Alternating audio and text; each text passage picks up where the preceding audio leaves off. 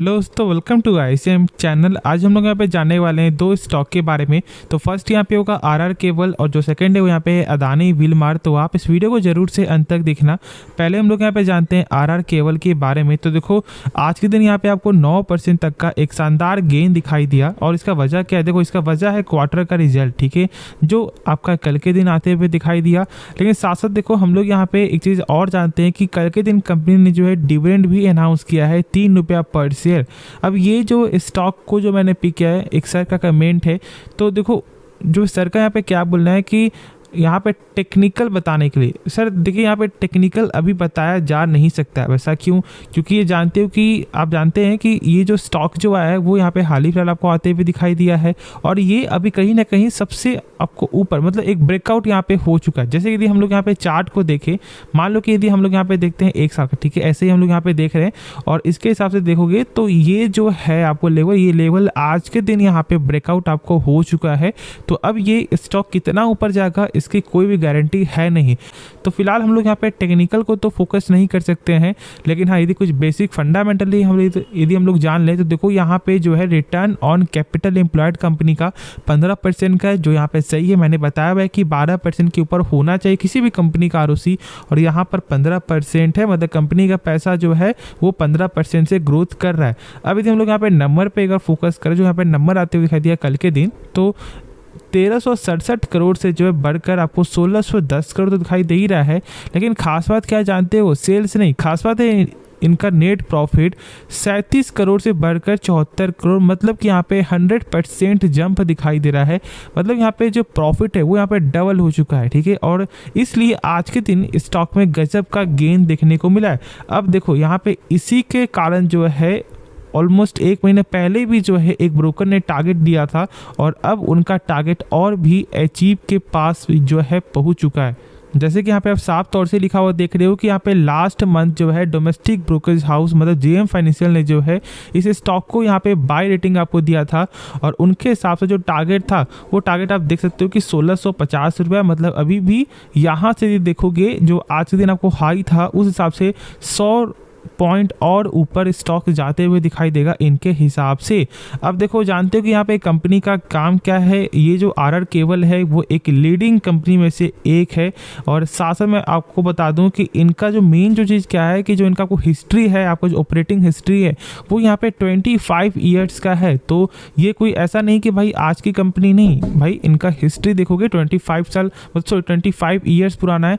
तो इस हिसाब से देखोगे तो भाई कंपनी का जो जड़ है वो यहाँ पे मजबूत है और इसलिए यहाँ पे आपको जो है आरआर केबल को जो है जेएम फाइनेंशियल ने यहाँ पे बाय रेटिंग दिया है। और साथ साथ उनके हिसाब से एक चीज़ और बोलना है कि यहाँ पे आपको जो इंटरनल रेट ऑफ जो रिटर्न है वो यहाँ पे 20% तक दिखाई दे सकता है। तो यहाँ पे आपका ओवरऑल जो है बस यहाँ पे एक चीज़ जान लो कि यहाँ पे जेएम फाइनेंशियल ने जो है बाय रेटिंग दिया है इस स्टॉक को। अब यदि हम लोग उसके बाद देखें इसका जो शेयर होल्डिंग पैटर्न क्या दिखाई दे रहा है, तो यहाँ पे प्रमोटर स्टेक जो है वो यहाँ पे 62% का है। लेकिन हम लोग यहाँ पे देखेंगे कि भाई क्या कोई प्लेस तो नहीं है ना, तो चलो एक काम करते हैं यहाँ पे स्क्रॉल, हाँ तो यहाँ पे देख सकते हो कि भाई प्लेस शेयर यहाँ पे 0% है। मतलब यहाँ पे प्रमोटर पूरे स्टॉक को यहाँ पे होल्ड करती है स्टेक को, तो इसलिए कोई भी फॉल्ट वाली बात है नहीं, ठीक है। ऐसा नहीं कि उनका स्टेक यहाँ पे गिरी है। अब देखो यहाँ पे 5% का स्टेक जो FIS के पास है और डोमेस्टिक के पास भी 8% है।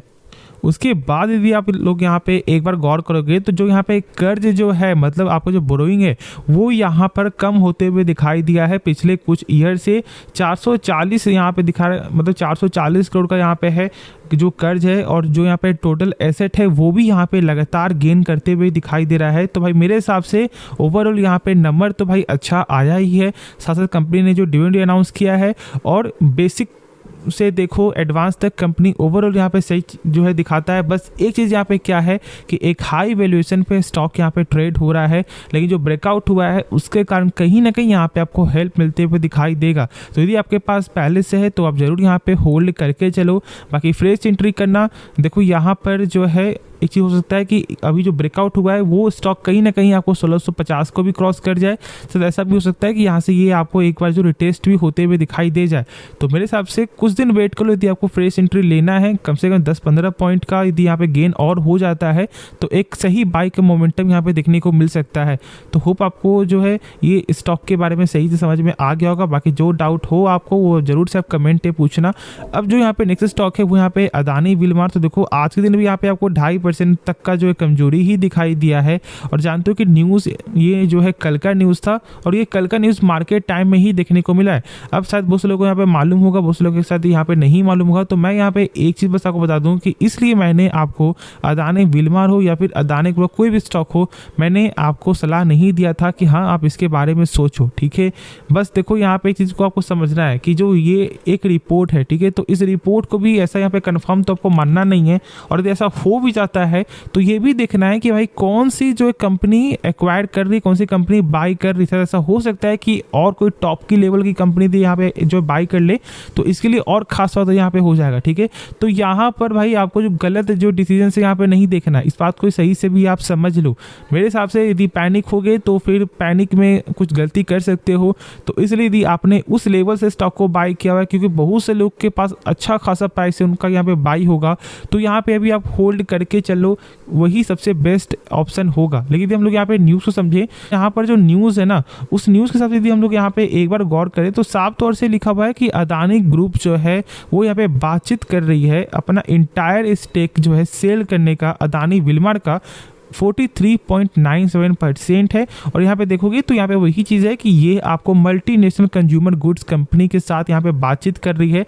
मतलब कहीं ना कहीं यहाँ पे जल्द ही हो सकता है और इनके हिसाब से 1 महीने के अंदर जो है ये पूरा जो डिसीजन यहाँ पे कंफर्म हो जाएगा, ठीक है। तो जब ऐसा होगा तो कहीं ना कहीं कुछ प्रेशर होगा, लेकिन पैनिक में होकर कुछ भी गलत फैसला मेरे हिसाब से लेना नहीं चाहिए, ठीक है। बाकी आगे आपकी मर्जी है। अब यदि हम लोग यहाँ पे कुछ और भी देख ले, जैसे कि आप जानते हो कि जो इसका यहाँ पे सेल्स हुआ है वो सेल्स तो यहाँ पे आपको गिरावट आते हुए दिखाई दिया सेल्स में। साथ साथ जो यहाँ पे प्रॉफिट ही देखोगे तो जहाँ पर प्लस में था वो अब यहाँ पे माइनस में देखने को मिल रहा है। तो कहीं ना कहीं यहाँ पे प्रेशर जो है क्वार्टर के रिजल्ट के कारण भी है, और अब जो ये एक रिपोर्ट है उस रिपोर्ट के कारण भी कहीं ना कहीं और ज़्यादा प्रेशर यहाँ पे दिखाई दे सकता है। तो फिलहाल अभी आपको यहाँ पे होल्ड करना ही चाहिए मेरे हिसाब से। बाकी आगे आपकी मर्जी है, तो खुद से एक बार सोचना समझना, उसके बाद ही कोई फैसला लेना। तो होप आपको ये वीडियो पसंद आया होगा, तो आप इस वीडियो को लाइक कर सकते हो, साथ साथ आप इस चैनल को सब्सक्राइब भी कर सकते हो और दोस्तों में शेयर भी कर देना, ठीक है। और यदि आपको डीमैट अकाउंट ओपन करना हो तो आप हमारे लिंक से डीमैट अकाउंट ओपन कर सकते हो। तो मिलते हैं नेक्स्ट वीडियो में, तो तब तक के लिए धन्यवाद।